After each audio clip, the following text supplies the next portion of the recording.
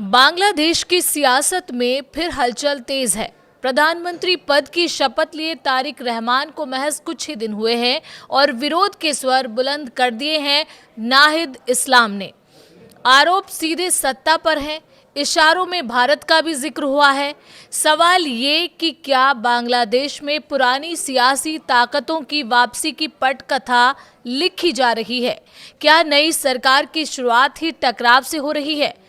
क्या आवामी लीग की वापसी की आहट है? और क्या भारत का नाम इस बहस में क्यों लिया गया? आज इस वीडियो में हम इसी मुद्दे पर बात करेंगे। नमस्कार, स्वागत है आपका न्यूज़ 18 राजस्थान के डिजिटल चैनल पर और आपके साथ मैं हूं वंदना त्यागी।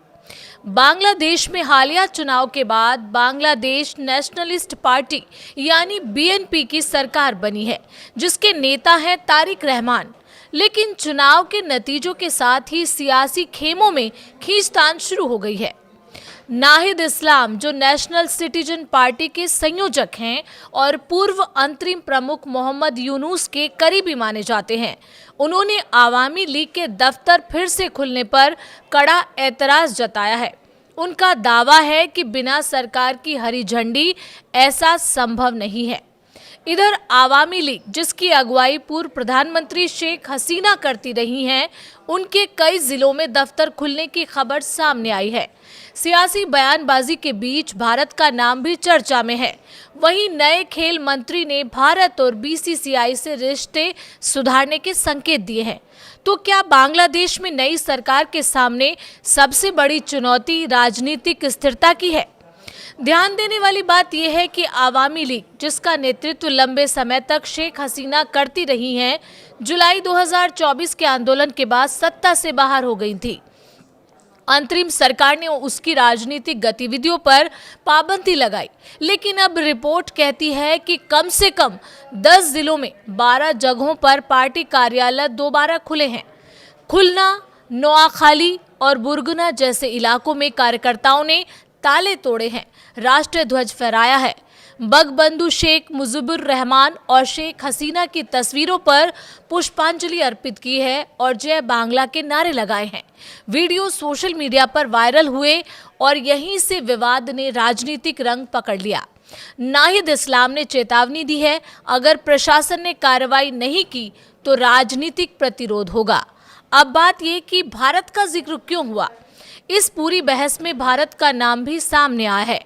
नाहिद इस्लाम का आरोप है कि चुनाव में भारत, आवामी लीग और बीएनपी के बीच किसी तरह की समझ थी। हालांकि इस दावे का कोई आधिकारिक प्रमाण सामने नहीं आया है। इधर दूसरी तरफ नए खेल मंत्री अमीनुल हक ने संकेत दिए हैं कि भारत के साथ संबंध सुधारना प्राथमिकता होगी।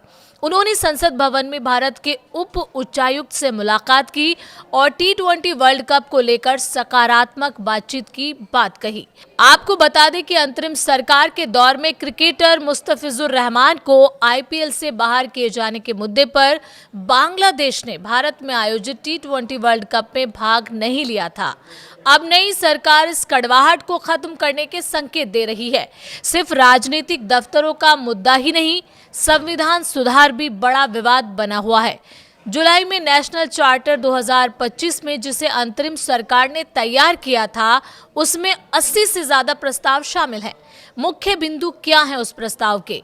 उस प्रस्ताव के मुताबिक महिलाओं की राजनीतिक भागीदारी बढ़ाना, प्रधानमंत्री कार्यालय की सीमा तय करना, राष्ट्रपति की शक्तियों को मजबूत करना, न्यायपालिका की स्वतंत्रता सुनिश्चित करना, 350 संसदीय संसद के साथ 100 सदस्य उच्च सदन का गठन। इस चार्टर को 60% से ज्यादा मतदाताओं ने समर्थन दिया था, लेकिन बीएनपी सांसदों ने संविधान सुधार परिषद में शपथ लेने से इनकार कर दिया।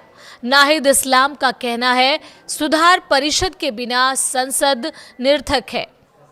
वहीं बीएनपी का तर्क है कि प्रक्रिया और व्याख्या पर गंभीर मतभेद है। नाहिद इस्लाम ने 50 सदस्यीय मंत्रिमंडल पर भी सवाल उठाए हैं। उनका दावा है कि करीब 62% मंत्री और राज्य मंत्री व्यवसायी पृष्ठभूमि से आते हैं। उन्होंने कहा, व्यवसायी होना अपराध नहीं, लेकिन विविध पेशों से प्रतिनिधित्व होना चाहिए था। साथ ही राष्ट्रीय सुरक्षा सलाहकार खलीलुर रहमान को मंत्रिमंडल में शामिल करने पर आपत्ति जताई गई। तो तस्वीर साफ है, नई सरकार, पुराना अविश्वास, संविधान सुधार पर टकराव, आवामी लीग की सक्रियता, भारत के साथ रिश्तों पर नई दिशा की कोशिश। बांग्लादेश इस वक्त राजनीतिक संक्रमण के दौर में है। सवाल ये है कि क्या ये टकराव लोकतांत्रिक बहस का हिस्सा है या आने वाले दिनों में सड़कों पर नई राजनीतिक लड़ाई देखने को मिलेगी। आपको क्या लगता है? आप अपनी राय हमें कमेंट के जरिए बता सकते हैं।